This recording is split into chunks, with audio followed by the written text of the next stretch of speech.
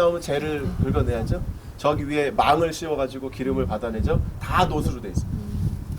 그러니까 이게 단계라는 거죠. 자, 사람이 죄를 지었습니다. 지난번에 잠깐 말씀드렸는데 레위기 16장에 보면 제사장 가문이 죄를 지었어요. 그리고 온 회중이 죄를 지었어요. 그럼 그 죄가 죄는 전염이 돼요. 전염이 되고 성소를 오염시킵니다. 컨테미네이션. 오염시켜요. 부정이 전염이 돼서 오염을 시킵니다. 그래서 우리가 있는 곳에 우리가 죄를 지으면 하나님의 임재를 막는 거예요. 그 오염도가 성소로 침투해 들어가요. 성소로. 그건 몰랐죠.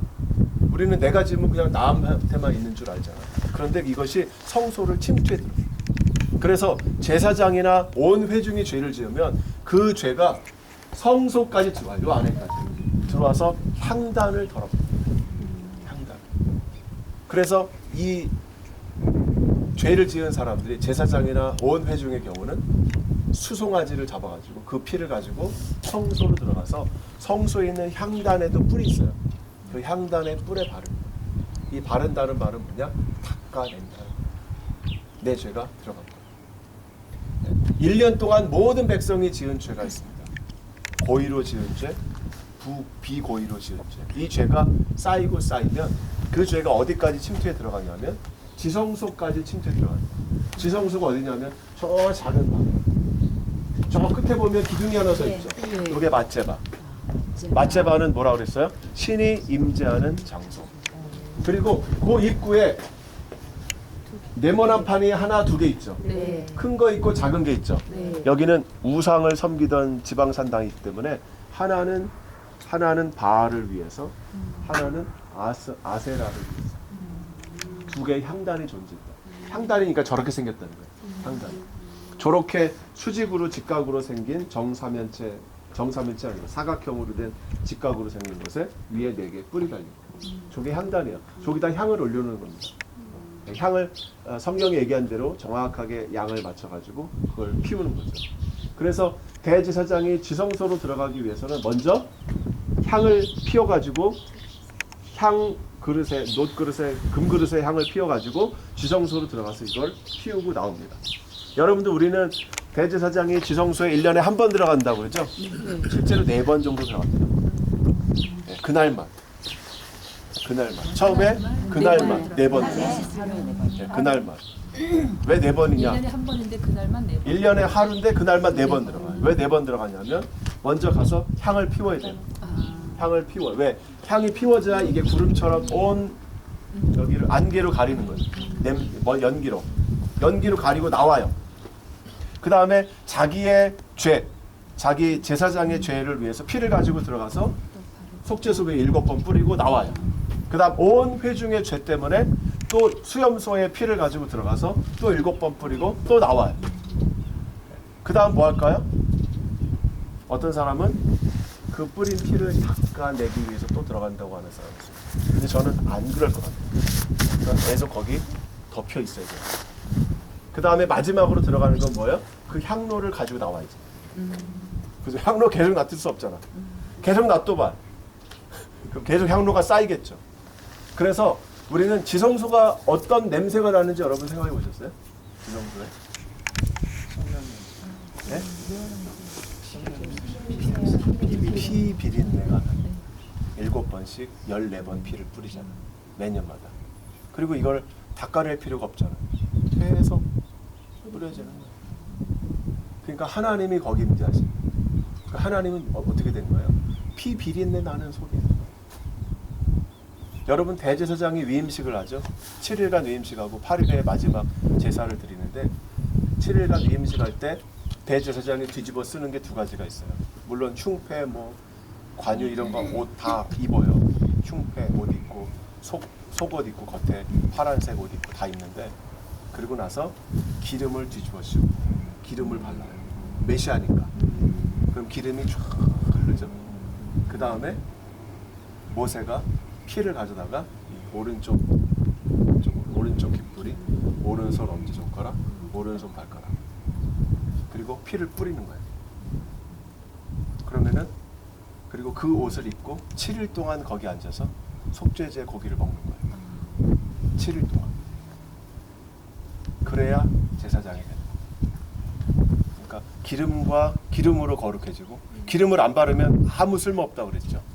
기름으로 거룩해지고, 그리고 피를 발라서 내가 완전히 하나님께 드려짐을 상징하고, 그거를 7일 동안 그 피비린내와 계피향 냄새를 맡으면서 그러고 있는 거야. 밖에도 못 나가. 진짜 실감나죠. 그리고 지성소는 피 비린내가 나는 거예요. 이게 우리의 죄를 사한다.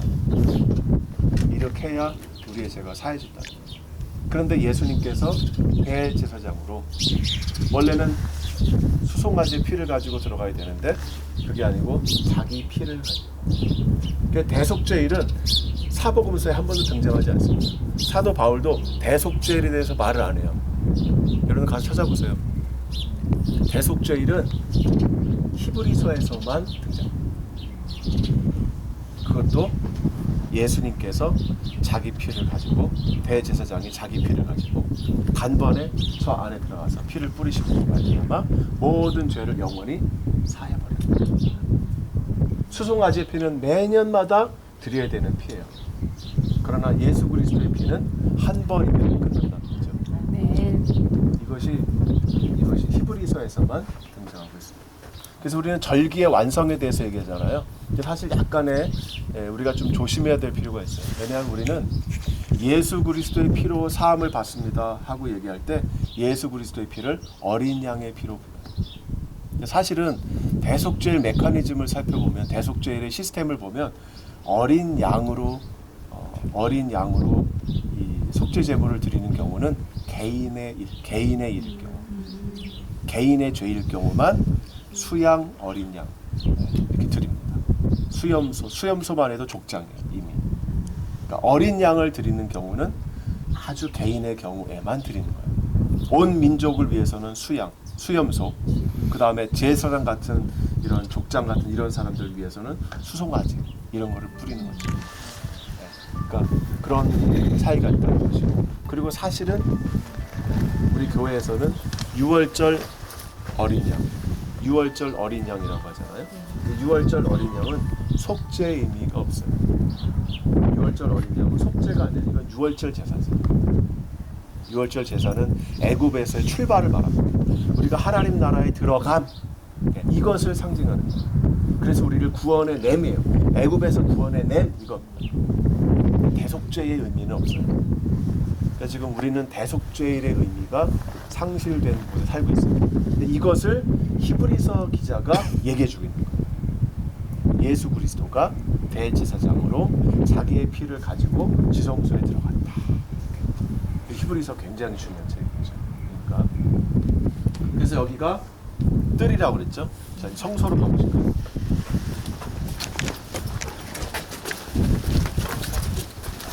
여기가 성소. 두 개의 작은 돌들이 향단이 인센스 알타라고 그래서 향단. 두 개의 작은 돌들이 있고, 여기 보시면 뭐라고 되어 있습니까? 히스기야 왕이 주전 8세기에 예루살렘의 예배 중심을 만들었다. 근데 히스기야는 시작을 했을 뿐이지 완성은 못했어요. 네. 시작을 했을 뿐이지 완성은 못했고, 그 시작은 요시야가 완성을 하게 됩니다. 그가 성전을 수리하다가 성경책을 발견해요. 이 책이 신명기서예요. 신명기서. 그 책을 발견하고, 신명기서는 12장에 들어가시면 신명기서의 핵심이 12장부터 26장까지인데 거기를 보시면 성소 중앙화, 너희는 모든 제물을 드릴 때 반드시 성소에서 드려야 된다. 내가 내 이름을 두려고 선택한 그곳에서 드려야 된다. 이렇게 말하고, 여기가 성소, 그리고 여기가 지성소예요. 원래 출애굽기에 보면 지성소는 10m, 10m예요. 지성소 10m, 10m. 그리고 성소는 10m, 20m. 그리고 뜰은 100m, 50m. 이게 지성소는 10m, 10m니까 정사각형. 성소는 10m, 20m. 그러니까 길쭉하게 돼 있죠. 근데 이 굉장히 방이 작죠. 어쨌든 중요한 건 1방, 2방, 3방. 세 방 구조로 하나님께 나가는 시스템이 만들어집니다. 고대 근동에 대부분 이런 세 방 시스템을 가지고 있어요. 그래서 역시 여기도 마찬가지라는 거죠. 여기다가 향을 넣는 거예요. 향을 놓고 태웁니다. 향을 그렇죠. 크기가 작죠. 크기가 작죠. 요거는 뭐 불과 30cm도 잘 안 되죠.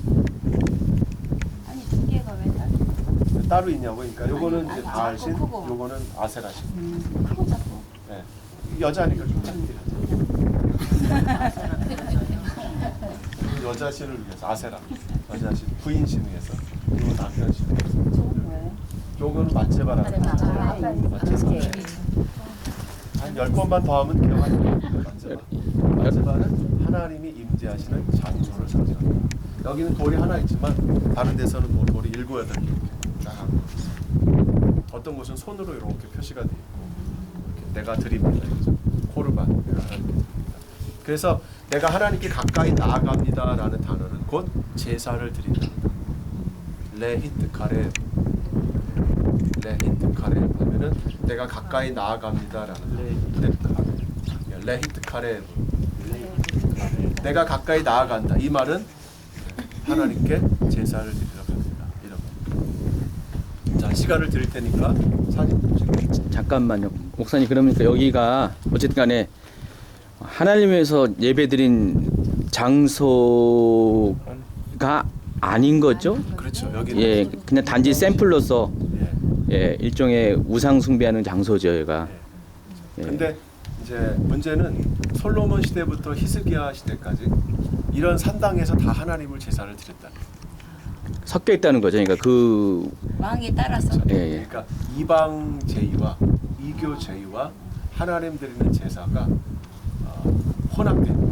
시대에 따라서 이렇게 이때는 종교 개혁이라 할 때는 하나님 쪽 드리는 제사로 또 그 시즌에 되면은 이방 여기 바알과 아세라 드리는 제사. 그렇게 드리는. 그러니까 그런 혼합된 제의가 성에 가고 있었던 거죠. 혼합 제의가. 그러니까 반복이 계속해요. 대망이 저럴 때는 다시 예. 현장을 그러니까 패스하고. 예. 그래요. 여러분 에스겔서를 8장 9장을 보면 에스겔서에 보면 에스겔이 이제 바벨론에 갔다가 돌아와서 하나님 에스겔을 데리고 성문으로 들어갑니다. 북쪽에서부터 들어가는데 온 벽에 짐승들 그림이 우상들 그림이 가득 차고 그리고 또 들어가니까 담무스라는